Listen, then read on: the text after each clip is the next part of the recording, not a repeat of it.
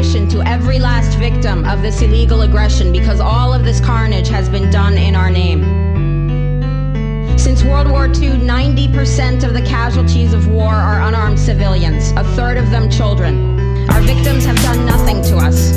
From Palestine to Afghanistan to Iraq to Somalia to wherever our next target may be, their murders are not collateral damage. They are the nature of modern warfare. They don't hate us because of our freedoms. They hate us because every day we are funding and committing crimes against humanity. The so-called war on terror is a cover for our military aggression to gain control of the resources of Western Asia. This is sending the poor of this country to kill the poor of those Muslim countries. This is trading blood for oil. This is genocide, and to most of the world, we are the terrorists.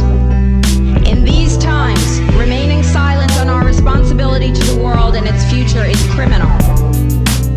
Our so-called enemies in Afghanistan, Iraq, Palestine, our other colonies around the world, and our inner cities here at home are struggling against the oppressive hand of empire, demanding respect for their humanity. They are labeled insurgents or terrorists for resisting rape and pillage by the white establishment, but they are our brothers and sisters in the struggle for justice. The civilians